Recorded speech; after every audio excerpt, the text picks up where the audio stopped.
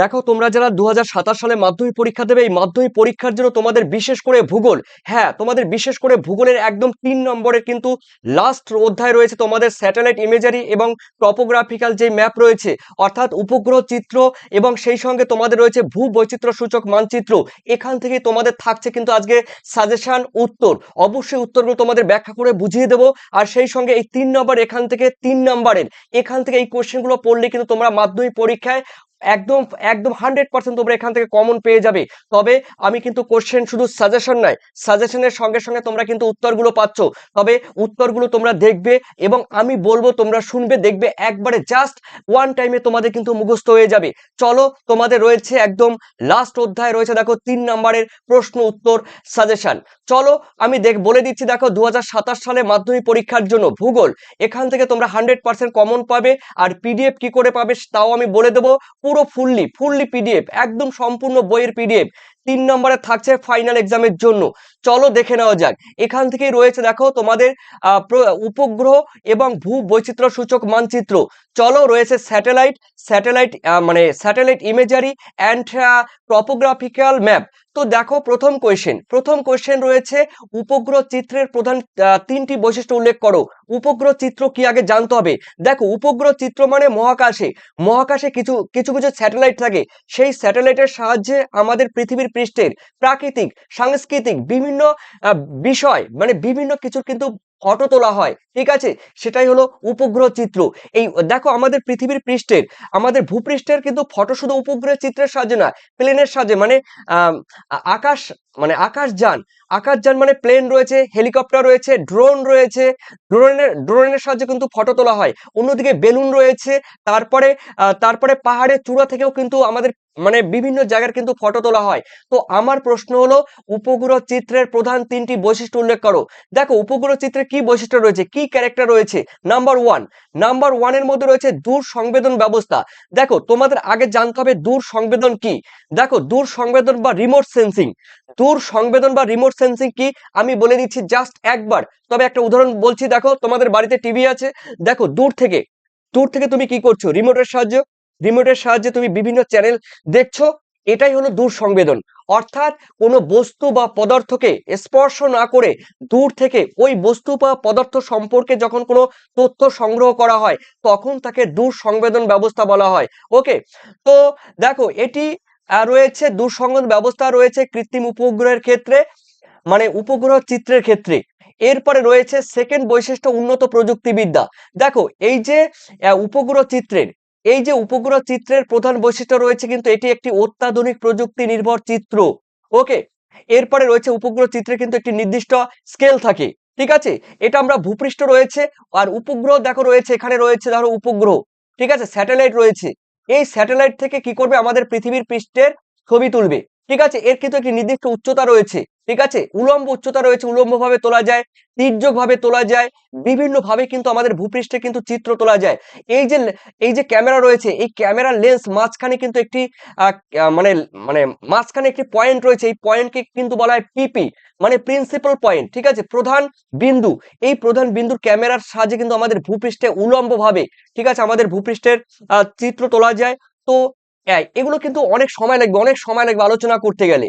তো দেখো নির্দিষ্ট স্কেল রয়েছে, দাও এখান থেকে সমুদ্র পৃষ্ঠ থেকে এই স্যাটেলাইট বা এই উপগ্রহের উচ্চতা কত আছে, আর সেগুলো কিন্তু স্কেলের উপর ডিপেন্ড করে, ঠিক আছে। এত একটি সুনির্দিষ্ট স্কেল রয়েছে। তারপরে রয়েছে চারে অক্ষাংশ এবং দ্রাঘিমাগত বিস্তার রয়েছে, ঠিক আছে। এরপরে রয়েছে দেখো উপগ্রহ চিত্র থেকে যখন কোনো ফটো তোলা হয়, অবশ্যই সেখানে কিন্তু তারিখ, সময় ইত্যাদি উল্লেখ থাকে। এরপরে রয়েছে তোমাদের সঠিক তথ্য। দেখো আমাদের ভূপৃষ্ঠ কিংবা বায়ুমণ্ডলের যাবতীয় তথ্য কিন্তু আমরা সঠিকভাবে উপগ্রহ চিত্রের সাহায্যে পেয়ে থাকি, এটাও কিন্তু একটি বৈশিষ্ট্য। এরপরে রয়েছে 7, সাথে রয়েছে ছবি তোলার সময়। দেখো কোন সময় ছবি তুলবো, দিনের সময়, মানে যখন আমরা দুপুরের সময় থাকবে, দুপুরের সময় ছবি তোলা যাবে। আবার দেখা গেল তুমি বিকেলের সময় ছবি তুলতে পারবে। তবে সেগুলো কিন্তু আলোর উপরে নির্ভর করবে। তাই তোমরা জানবে না, সেগুলো অ্যাক্টিভ সেন্সর রয়েছে, আবার প্যাসিভ সেন্সর রয়েছে, ঠিক আছে। এগুলো তোমাদের জানার কোনো প্রয়োজন নেই। সঠিক তথ্য তোমরা পাবে, ছবি তোলার সময় পাবে, অন্যান্য কারণগুলো কিন্তু রয়েছে। এটি রয়েছে উপগ্রহ চিত্রের কি বলতো প্রধান 3টি বৈশিষ্ট্য। ওকে, পরের কোশ্চেন আমরা দেখে নিচ্ছি। তোমাদের রয়েছে সেকেন্ড কোশ্চেন রয়েছে বৈচিত্র্য সূচক মানচিত্রে ব্যবহৃত বিভিন্ন ধরনের স্কেলের বৈশিষ্ট্য উল্লেখ করো। দেখো, বৈচিত্র্য সূচক মানচিত্র কথা বলতে গেলে এখানে ইংলিশে বলা হয় টপোগ্রাফিক্যাল ম্যাপ। এই টপোগ্রাফিক্যাল ম্যাপ বা বৈচিত্র্য সূচক মানচিত্রের বিভিন্ন স্কেল রয়েছে, সেই স্কেলের উল্লেখযোগ্য বৈশিষ্ট্য আমাদের উল্লেখ করতে হবে। প্রথমত রয়েছে সাময়িক প্রয়োজন। সামরিক প্রয়োজন মানে যে ডিফেন্স বা বর্ডার রয়েছে কিংবা ডিফেন্সে যে সামরিক প্রয়োজন রয়েছে, সেই সামরিক প্রয়োজনে কিন্তু এই ধরনের বৈচিত্র্য সূচক মানচিত্র কিন্তু ব্যবহার করা হয়, এই স্কেল। এরপরে সেকেন্ড রয়েছে ভূমির ব্যবহারের পরিবর্তন বা নদীর গতিপথের পরিবর্তন বোঝার জন্য কিন্তু এই বৈচিত্র্য সূচকের মানচিত্রে স্কেল ব্যবহার করা হয়। থার্ড রয়েছে আঞ্চলিক উন্নয়ন পরিকল্পনা রচনা করার জন্য কিন্তু কি হয় বলতো, এখানে বলছে আঞ্চলিক উন্নয়ন মানে সে প্রাকৃতিক হতে পারে, অর্থনৈতিক হতে পারে, সাংস্কৃতিক বা কালচারাল হতে পারে। এই সমস্ত বিষয়গুলো বা এই সমস্ত অবস্থাগুলো স্পষ্টভাবে বোঝার জন্য, জানার জন্য অবশ্যই আমাদের ভূবৈচিত্র্য সূচক মানচিত্র ব্যবহার করা হয়, এবং এখানেও কিন্তু স্কেলের ব্যাপার চলে আসবে। ঠিক আছে, তো এগুলো কিন্তু রয়েছে। এরপরে রয়েছে গুরুত্বপূর্ণ আরেকটি প্রশ্ন, ভিভিআই ট্রিপল স্টার দেখে নাও পরীক্ষার ক্ষেত্রে 2027 সালের জন্য। মাধ্যমিক 2027 পরীক্ষার্থীদের জন্য সুখবর, কম সময়ে বেশি নম্বরের প্রস্তুতি। ভূগোল বিষয়ে সম্পূর্ণ ফাইনাল সাজেশন আনসার পিডিএফ এখনই পাবেন। অধ্যায় ভিত্তিক গুরুত্ব প্রশ্ন উত্তর 1, 2, 3 ও 5 নম্বর সাজেশন এবং বাছাই করা ম্যাপ পয়েন্টিং সবকিছু একসঙ্গে। সহজ ভাষায় তৈরি এই নোটস তোমার পরীক্ষাকে করবে আরো শক্তিশালী। মূল্য মাত্র 105 টাকা। পিডিএফ সংগ্রহ করতে এখনই যোগাযোগ করো। শেষ মুহূর্তের প্রস্তুতি পর্ব সেরে নাও। টার্গেট একাডেমির ফোন নাম্বার দেওয়া হলো। দেখে নাও, কোশ্চেনটি রয়েছে ভূ সমলয় এবং সূর্য সমলয় উপগ্রহের মধ্যে পার্থক্য কি। আমি ইংলিশে বলে দিচ্ছি। ভূ সমলয় কথার মানে হলো জিও স্টেশনারি, এই জিও স্টেশনারি, আর অন্যদিকে রয়েছে সান সিনক্রোনাইজ স্যাটেলাইট। তো দেখো, এই ভূ সমলয় এবং সূর্য সমলয় উপগ্রহের পার্থক্য আমি বলে দিচ্ছি, এক কথা জেনে নাও, আমি পার্থক্যে পরে আসছি। দেখো, ভূ সমলয় উপগ্রহ কাকে বলে। দেখো, পৃথিবীর পরিক্রমণের সাপেক্ষে, মানে পরিক্রমণের নিজের অক্ষের, মানে বলা যায় পৃথিবীর আবর্তন গতির সঙ্গে মহাকাশে প্রতিস্থাপিত যে স্যাটেলাইট গুলো পৃথিবীর আবর্তন গতির সঙ্গে কিন্তু নিজে নিজে ঘুরছে। ঠিক আছে, পৃথিবীর ঘোরার সঙ্গে সঙ্গে নিজে নিজে ঘুরছে পশ্চিম থেকে পূর্ব দিকে, তাকে বলা হয় ভূ সমলয় উপগ্রহ।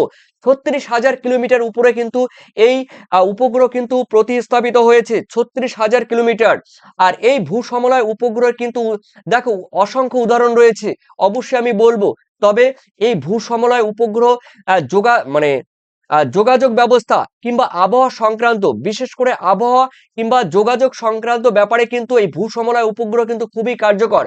এরপরে রয়েছে সূর্য সমলয় উপগ্রহ। সূর্য সমলয় উপগ্রহ মানে কি বলতো, পৃথিবীর মেরু সাপেক্ষে, মানে উত্তর মেরু থেকে দক্ষিণ মেরুতে যে উপগ্রহগুলো প্রতিনিয়ত রাউন্ড দেয়, মানে ঘোরে, তাকে বলা হয় কিন্তু সূর্য সমলয় উপগ্রহ। এই সূর্য সমলয় উপগ্রহ কিন্তু পৃথিবীর উত্তর থেকে, নর্থ পোল থেকে সাউথ পোলের দিকে কিন্তু ঘোরে। ঠিক আছে, উত্তর মেরু থেকে সাউথ পোলের দিকে, মানে নর্থ পোল থেকে সাউথ পোলের দিকে কিন্তু ঘোরে। আর এটি কিন্তু দিনে 14 বার কিন্তু পাক খায়। ঠিক আছে, 14 বার কিন্তু পাক খায় 24 ঘন্টায়। ওকে, আর তো দেখো এর এক্সাম্পল রয়েছে, আইআরএস রয়েছে, তারপরে নোয়া রয়েছে। ঠিক আছে, এগুলো রয়েছে। আর এখানে রয়েছে দেখো জিওস্যাট রয়েছে, গোস রয়েছে, দেখো গোয়েস রয়েছে, এগুলো রয়েছে, আরো রয়েছে, আমি বলে দেব। চলো, সংজ্ঞা আমি বলে দিয়েছি, দেখো সংজ্ঞা হলো উচ্চতা আমি বলে দিয়েছি। দেখো, আর আরেকটা কথা বলছি, এই উচ্চতা সান সিনক্রোনাইজ স্যাটেলাইটের উচ্চতা কিন্তু 700 থেকে 1000 মিটার, বা তোমরা 800 থেকে 900 পেতে পারো, কিংবা 700 থেকে তোমরা 800 পেতে পারো। ঠিক আছে, কোনো প্রবলেম নেই, এর মধ্যে কিন্তু থাকবে। অর্থাৎ তোমরা 700 থেকে 1000 কিলোমিটার উচ্চতায় করবে। ঠিক আছে, সান সিনক্রোনাস স্যাটেলাইট এই 700 থেকে 1000 কিলোমিটার উচ্চতার মধ্যে কিন্তু মানে প্রদক্ষিণ করে। এরপরে আবর্তন পশ্চিম থেকে পূর্ব দিকে আর উত্তর থেকে দক্ষিণ মেরু আমি বলেছি। দেখো, আবর্তন 24 ঘন্টায়। আর দেখো, এখানে বলা হয়েছে পৃথিবীকে প্রদক্ষিণ করে কি বলতো, 100 মিনিটে। ওকে, 100 মিনিটে করে। এরপরে রয়েছে দেখো তোমাদের আপেক্ষিক অবস্থান। আপেক্ষিক অবস্থান বলতে পৃথিবীর সাপেক্ষে এরা একটি নির্দিষ্ট স্থানে স্থির থাকে। তোমরা যে ঘুরছে তা না, পৃথিবী যে ঘুরছে, এই দেখো চিত্রটা আমি পরে আসবো। দেখো এই যে পৃথিবী তো এদিক থেকে এদিকে ঘুরছে, পৃথিবীও ঘুরছে আর এই স্যাটেলাইটও ঘুরছে, কিন্তু স্যাটেলাইট একই জায়গায় দাঁড়িয়ে আছে। পৃথিবী যেরকম ঘুরছে স্যাটেলাইটও ঘুরছে, কিন্তু একই জায়গায় একটি নির্দিষ্ট স্থানে দাঁড়িয়ে আছে। আর দেখো সূর্যকে অনুসরণ করে কিন্তু এটি কিন্তু নতুন নতুন অঞ্চলের উপর দিয়ে ঘুরছে, এটি কিন্তু পাক খাচ্ছে, ঠিক আছে। আর দেখো আবর্তনের ক্ষেত্র বা ব্যাপ্তি রয়েছে, এটি তোমরা দেখে নাও, একবারে দেখলেই হয়ে যাবে। উদাহরণ রয়েছে ইনস্যাট রয়েছে, গোয়েস রয়েছে, হিমাওয়ারি হিমাওয়ারি রয়েছে, এগুলো কিন্তু জিও স্যাটেলাইট। আর সানসিনক্রোনাইজ স্যাটেলাইটের মধ্যে রয়েছে ল্যান্ডসেট রয়েছে, নোয়া রয়েছে, স্পট কিন্তু ফ্রান্সের, ঠিক আছে। আইআরএস কিন্তু আমাদের ইন্ডিয়ার, এগুলো রয়েছে। আর রয়েছে এরপরে রয়েছে দেখো কার্যাবলী তোমরা দেখে বললাম একটু আগে, যোগাযোগ রয়েছে, ঠিক আছে। মানে আবহাওয়া বা জলমণ্ডলের অবস্থা জানার জন্য করা হয়। আর দূর সংবেদন ব্যবস্থার জন্য কিন্তু দেখো প্রাকৃতিক সম্পদ, বিশেষ করে প্রাকৃতিক সম্পদ দেখার জন্য কিন্তু ব্যবহার করা হয়। তো তোমরা যারা দেখো এরপরে আমি পরের কোশ্চেনে বলবো বৈচিত্র্য সূচক মানচিত্রের বৈশিষ্ট্য আমি বলবো। তো তোমরা একবারে দেখে নাও। দেখো এই যে পিডিএফ, তোমরা যারা মাধ্যমিক পরীক্ষা দেবে 2027 সালের কথা মাথায় রেখে, এই দেখো 2027 সালে 2027 তোমরা যারা পরীক্ষা দেবে, দেখো তোমরা যারা এই পিডিএফ নেবে, এই পিডিএফ নিতে গেলে তোমাদের 7890404016 এই নম্বরে তোমাদের হোয়াটসঅ্যাপ করতে হবে। আর যারা এই পিডিএফ একদম 100% ভালো রেজাল্ট করার জন্য 95% প্লাস অ্যাবভ পাওয়ার জন্য তোমরা যারা ভূগোলে পেতে চাইছো, অবশ্যই যারা নেবে তোমাদের কিন্তু 9062386679 এই নাম্বারে কিন্তু তোমাদের পেমেন্ট করতে হবে। এবং 95 দেখো 95 তোমরা যদি পেতে চাও, অবশ্যই 95 রুপিস তোমাদের পেমেন্ট করতে হবে এই নাম্বারে।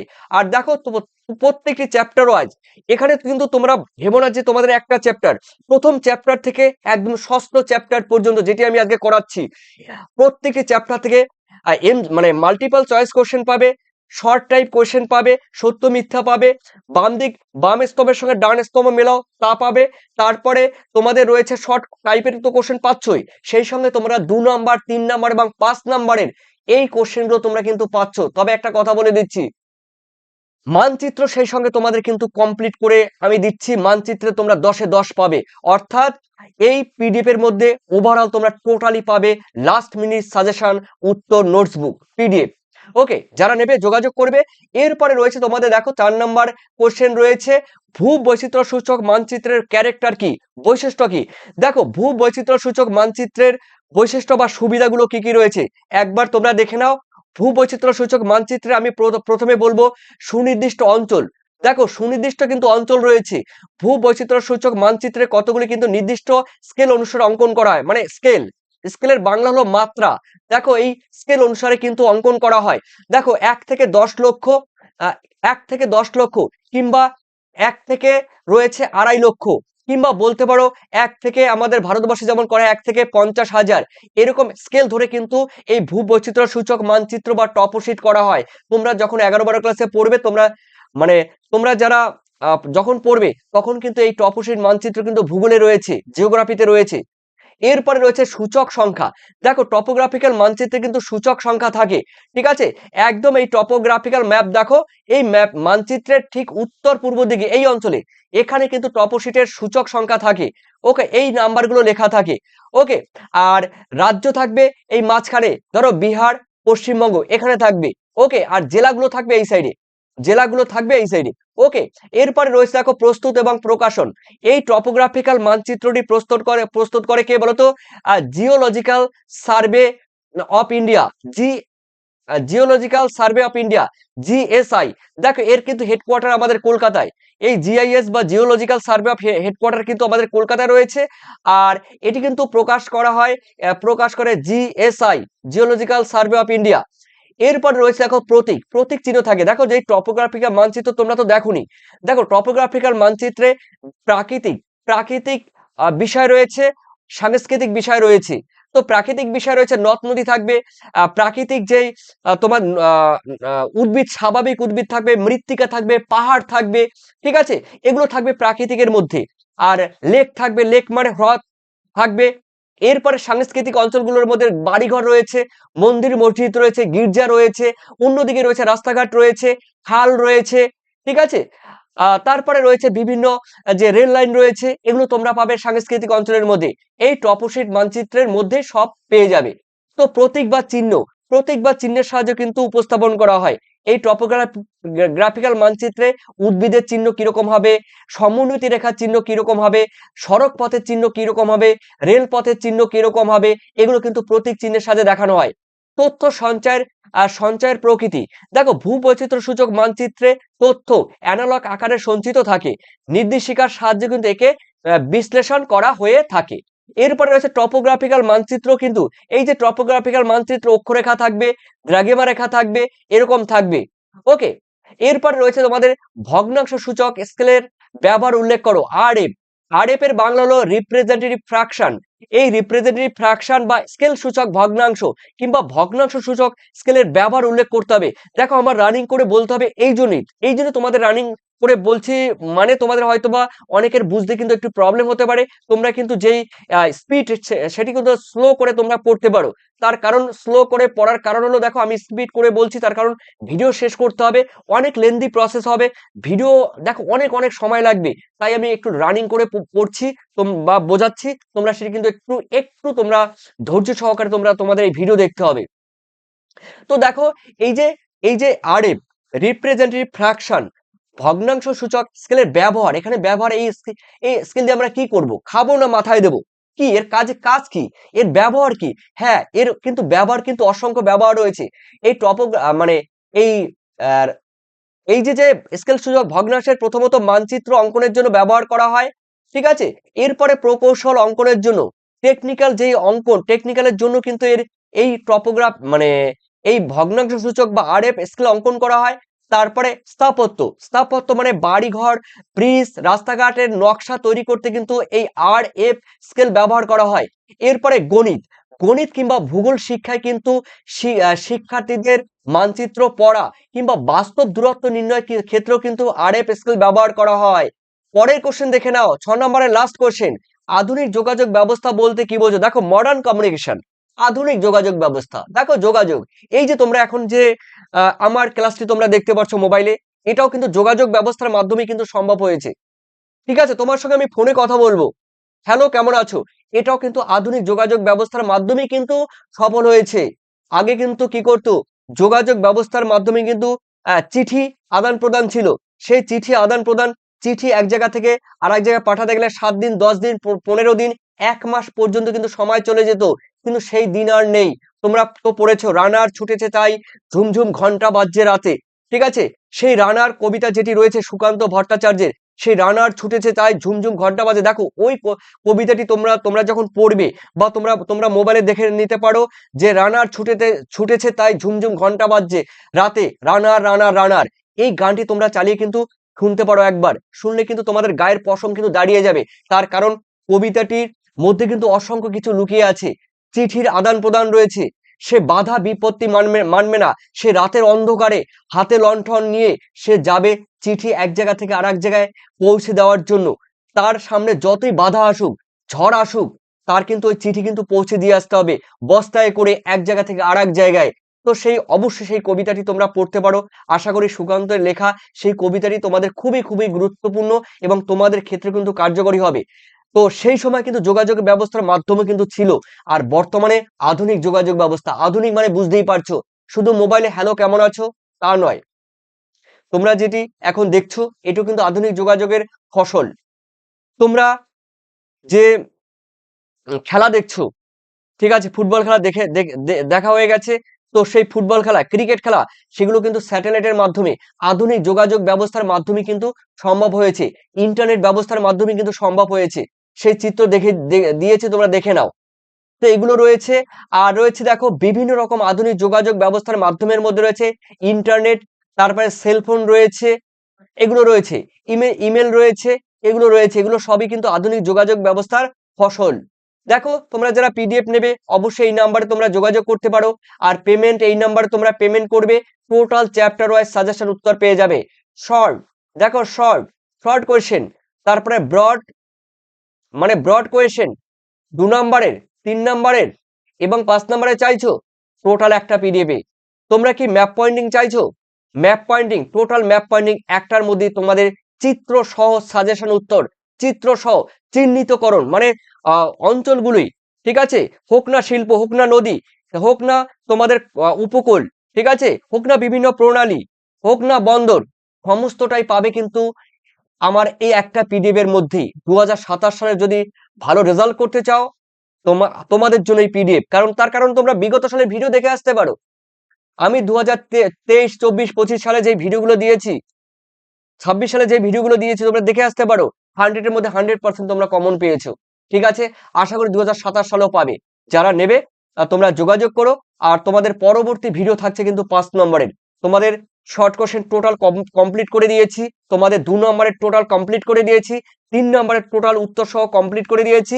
আর এখন তোমাদের চলবে কিন্তু 5 নম্বরের, ঠিক আছে। তো ভালো থেকো, সুস্থ থেকো। নতুন হয়ে থাকলে লাইক, সাবস্ক্রাইব, কমেন্ট করে জানিয়ে দিও। ধন্যবাদ তোমাদের সবাইকে। Thank you, best of luck 2027। মাধ্যমিক 2027 পরীক্ষার্থীদের জন্য সুখবর, কম সময়ে বেশি নম্বরের প্রস্তুতি।